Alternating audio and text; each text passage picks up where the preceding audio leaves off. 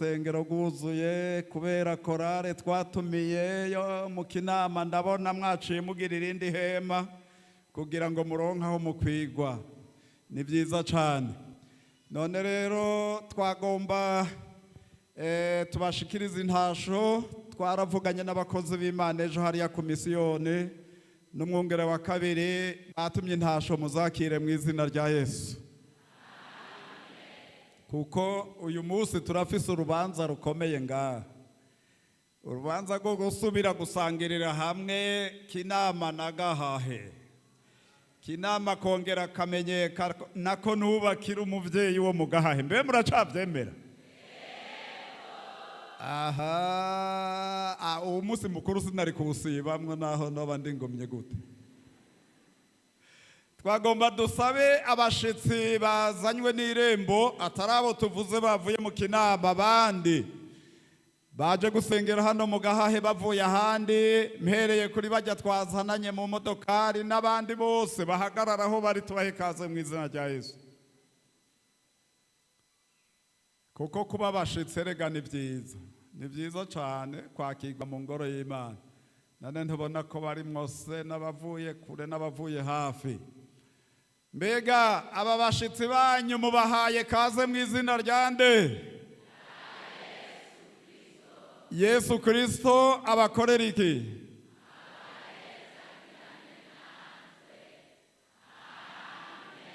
Kaze cyane bene data, Imana bahezagirane natwe. Hanyuma rero twaratumye Pastor Benjamin kuza kubafasha ibikorwa. Twagomba haguruke n'abakozi b'Imana na korale muhaguruke kuko nimwe twatumye aha muri iri yinga kuza kubafasha. Kandi rero byakomeye, murabona hariya mugabo ntibugaye hari yundi mu pastor. Abakozi b'Imana bose baje, hasigaye abasigaranye urugo gusa n'amakorale yatonze. Kandi bahava bakavungura abaririmbyi ndabizi bariteguye. Ego aba bagihagaze twazananye hano n'umunyamabanga mukuru wa sepebu kandi akaba ari we ari na representante gare w'ishengero rya Pentecote. Amashengero ya Pentecote mu Burundi, wewe wigire ngaha naho ubaha hafi. Mbona abantu bakunda kuvuga ibintu byinshi baze barakona mugabo ntuzuru urigira kure. Hanyuma nagomba mbaze mu bakozi b'Imana hari undi mushitsi arimwo yatugendeye hano mu Gahahe uyu munsi? Nta wundi tubona. None aba bakozi b'Imana n'aba bose twatumiye mubahaye kaze mu izina rya nde?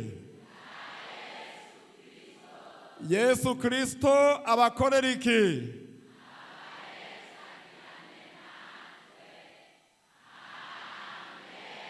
Bagihagaze dusabe hano umunyamabanga abaramutse mu izina rya Yesu. Yesu nashimwe. Egome turanezerewe cyane gose kandi turabaramukije. Amahoro ya Yesu Kristo umwami n'umucunguzi wacu abaganze mwese. Turabashimiye no kwikaze muduhaye, twifuza twese ko atanumwe yohara mwikaze uca duhabwa mu bwami bw'Imana. Kaze bene data, mwami Yesu abahezagirane natwe. Hanyuma tutaraza mwicare tutarasenga Imana, mbere tutarasenga duca tubisengera. Nagomba gucishamwo akantu. Muri iki gihe ikirere cyo hejuru y'abapentekote kiraroze, nta bintu mubona hejuru mu kirere. Abamaze kubibona babari babagorora amaboko. Ntimubeshe muri abantu b'Imana. Iki kirere kiraroze hejuru y'abapentekote. Birya bintu byose mwabonyeyo binyurira nibihuha gusa.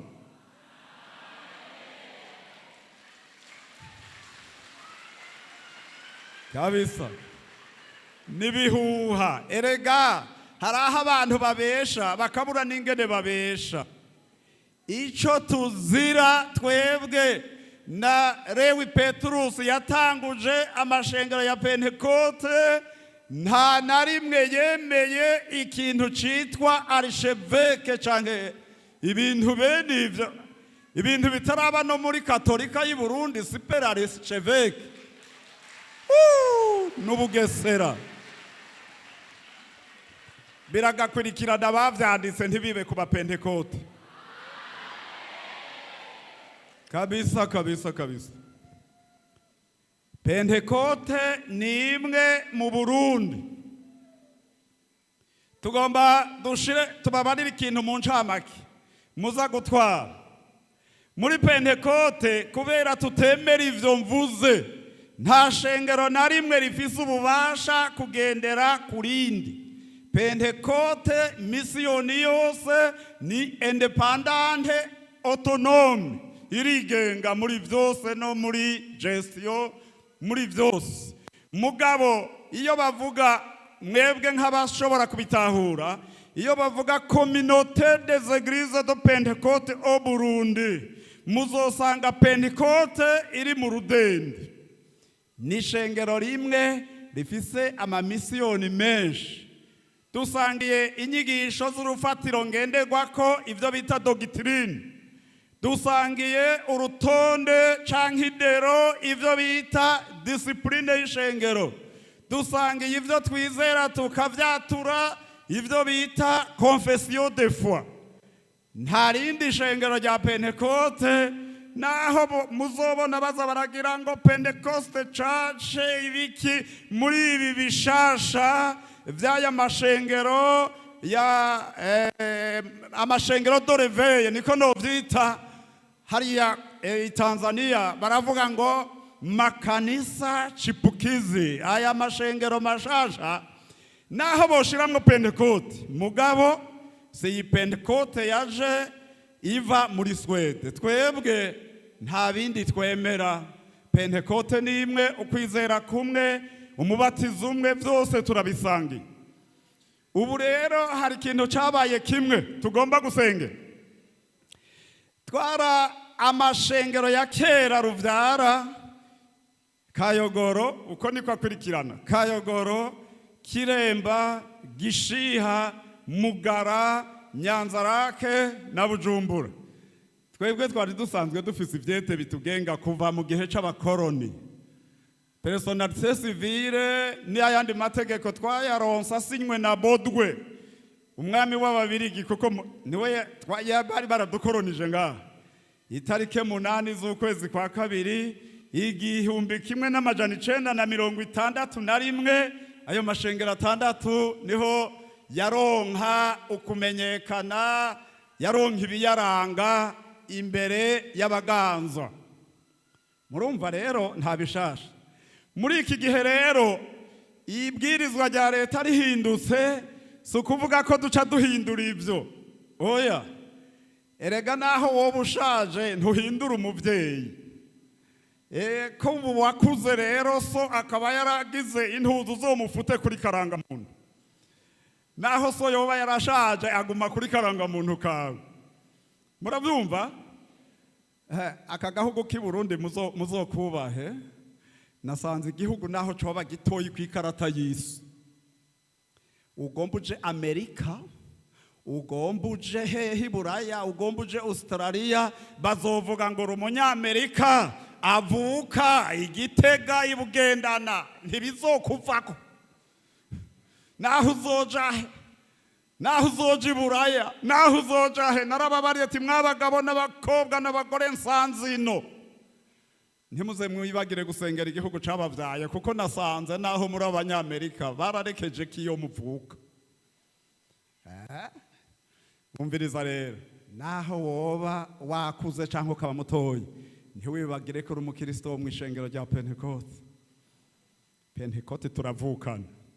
Aya mashengero rero ya kera nayo mashasha aho vyanyuraniye nuko habaye bamwe bavuga ngo tugomba agrema shasha. Iyo usaba agrema uba usaba kwemegwa. Ntusaba kwemegwa umaze imyaka 90. Wewe vyova he? Hama ivyo wakoze ugaca ubifuta.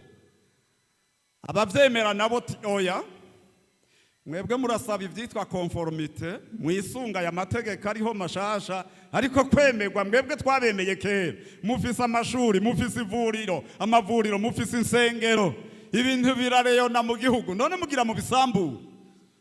ntituzobasinyira bene ibyo. Abari bafise ibyo vyiyumviro rero baca barababara, baca bararungika ibintu mu kirere kugira ngo abantu bagire uruhagarara n'amahoro. Haramashe amamisiyoni 11 twagumye uko twari barahindura amategeko yisunze ibwirizwa rigenga amadini n'amashengero. Twebwe turacari muri sepebu n'ishengero ry'Ibujumbura. Umviriza, muri abo 11 nta numwe aruta uwundi. Hariho abatari bafise ivyete, nibo ngomba kubabarira. Ni Rusagara, Kayanza, Gitega, Karama, Mukoni na Ruyigi. Nta vyete bari bafise kuko bari bashasha bagendera ku babavyaye. Ariko ubu ikete Rusagara ifise irangana niyo Bujumbura ifise, kuko ntituzoza gutegeka Rusagara, ntibikunda. Ivyo rero nk'abakiristo turabibabariye mu bisengere, nta nzira ikirasha. N'abatarabikora bazobikora buke buke, none bazikura mu muryango. Nta nzira ikirasha. Ndabona ega bamwe ndazi, mwebwe muri mbere ndazi yo muva, naho bari abavyeyi banyu bataraza turabarorereye, nta nzira ikirasha. Kandi uyu munsi nta numwe tuza kwirukana ku ruhimbi kuko turavukana. Ivyo gusa n'amageragezwa ari mu burongozi, ariko ntituce twitana ba super archevêque. Ubwo n'ubugesera n'ubugesera bakoze bitari ivyo. None rero muhumure mureme n'amahoro mu mashengero. Ivyo turiko turasenga uwo muyaga uzohera. Imana ibahezagire. Ngomba mugorora ibiganza, muhaguruke mbere dusenge duhagaze. Ega turafise Imana. Wewe urabona ingene mushajije, ingene mpwemu yera yabagize neza. Uzobasanzaza azobona ivyago. Ntimuri abantu banje, ntimuri abantu bande, ariko muri abantu ba Kristo. Twebwe turabakozi bato bato gusa. Tuzohagarara imbere y'Imana nkuko namwe muzohagarara imbere y'Imana, umuntu wese agatanga raporo ingene yabaye umukristo mwiza, yakoreye Imana neza imbere y'Imana. Umvereza mokeza nomvese ejawe jimbabaz Irembo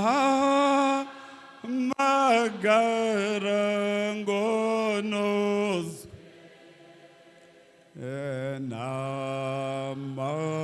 enamala soyawe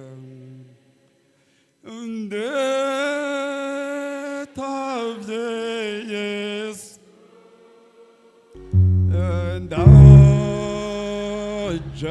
ndajemokeza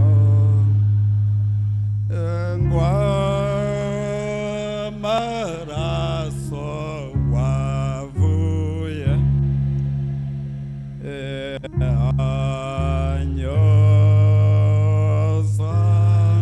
anyozantunganye. Asenga Imana. Mwami Imana data wa twese uvyagiye ahera mu ijuru, turadugije ibiganza imbere y'inyonga zawe, kandi muri ibi biganza harimo amashimwe yacu. Turagushimiye Mana ngene watuzigamye twese. Turagushimiye ko watumye ijambo ry'ubuzima ry'ubugingo mu isi. Turagushimiye agakiza kabonerwa muri Kristo Yesu. Turagushima ko Yesu yanesheje byose. Turagushima ko yicaye iburyo bwawe. Turagushima ko ishengero ari nyene wewe, ni wewe uganza ishengero, niwe mutwe waryo. Natwe twese turabageni bawe Kristo Yesu. Turi hano kugira ngo dutangaze ubumwana bwawe n'intsinzi y'agahebuza. Turi hano kugira ngo tuvuge kuri Kristo ushoboye byose, umukiza wacu twese. None rero Mwami, wakira ishimwe tuguhaye muri kano gatondo. Ushimwe uri Imana, uzokwamura Imana ibihe byose. Nico gituma muri kano gatondo dusabye Mwami ngo wongere utugenderere. Twakumvise mu ndirimbo z'abaririmbyi, twumvise amatangazo akomeye ariko aravugirwa hano mu ngoro y'Imana mu Gahahe.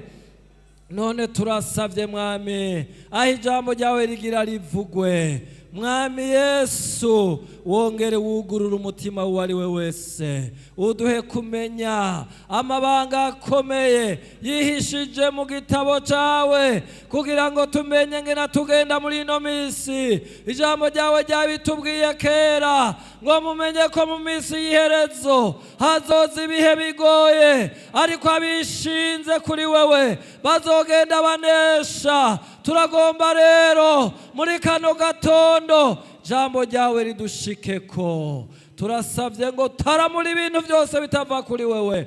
Turafashe mpiri ububasha bw'umwijima, turahindiye hanze impwemu mbi zigwanye igikorwa. Umuriro w'Imana nuziturire, twongere kunezererwa mu ngoro y'Imana. Uhezagire umukozi wizigiye, kandi uhezagire porogaramu ikiri imbere yacu. Umuntu wese aze kuva hano avuga ngo byabaye byiza ko twabaye mu ngoro y'Imana, kandi tugisenga Mana. Turasengeye amashengero yose ya Pentecote mu Burundi, ibyo utateye birandugwe, ubwiza bw'Imana bukayangane, ishengero rigume rihagaze, uno muyaga uhagarare, kugira ngo dushishikare igikorwa duhamagariye. Urakoze Mwami kuduhezagira twese, dusenze twizeye mu izina rya Yesu Kristo umwami wacu, amen.